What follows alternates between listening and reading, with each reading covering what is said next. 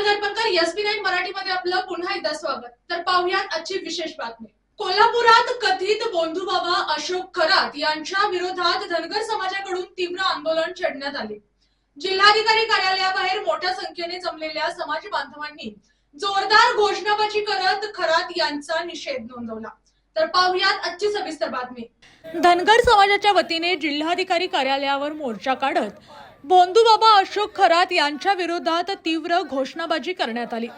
बोंधूबाबाला मदत करणाऱ्या सर्व संबंधितांवर तात्काळ गुन्हे दाखल करावेत अशी मागणी निवेदनाद्वारे प्रशासनाकडे करण्यात आली। या प्रकरणाशी संबंधित राजकीय नेत्यांचे राजीनामे घ्यावेत अशीही ठाम भूमिका आंदोलकांनी मांडली। महाराष्ट्रातील वकिलांनी अशा प्रकरणांमध्ये आरोपींचे वकीलपत्र स्वीकारू नये अशी भावनिक विनंतीही यावेळी व्यक्त करण्यात आली। आंदोलकांनी स्पष्ट इशारा दिला की संबंधित राजकीय पुढाऱ्यांवर कारवाई झाली नाही तर आंदोलन अधिक तीव्र करण्यात येईल। धनगर समाजाचे समन्वयक अमोल गावडे यांनी माध्यमांशी बोलताना सांगितले की समाजाच्या भावना दुखावल्या गेल्या असून दोषींवर कठोर कारवाई झालीच पाहिजे, अन्यथा आम्ही उग्र आंदोलन छेडू। या आंदोलनात संजय पटकारे, विकास घागरे, समाधान हेगडकर, गंगाराम बोडेकर, दोंडीराम सिद्ध, बाबूराव आढळकर, अथर्व फटकारे, कृष्णराज पटकारे यांसह मोठ्या संख्येने धनगर समाजाचे बांधव उपस्थित होते।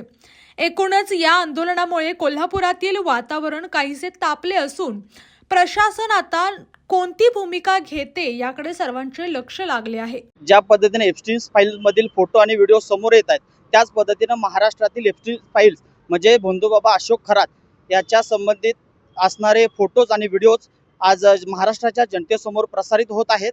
यामध्ये राजकीय नेते मंडळी असतील, प्रशासकीय अधिकारी असतील, यांच्यावरही कारवाई करण्यात यावी। नुसत्या राज्य महिला आयोगाच्या अध्यक्षांचा राजीनामा घेतला म्हणजे बोंधूबाबा प्रकरण संपलं असं होणार नाही।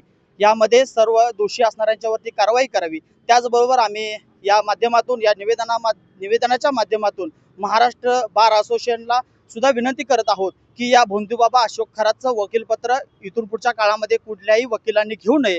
त्याचबरोबर त्याला जास्तीत जास्त व कडक त्याच्यावरती कारवाई व्हावी यासाठी सर्वांनी सहकार्य करावे अशी विनंती आज आम्ही सकल धनगर समाजाच्या वतीने निवेदनाच्या माध्यमातून माननीय जिल्हाधिकाऱ्यांना केलेली आहे।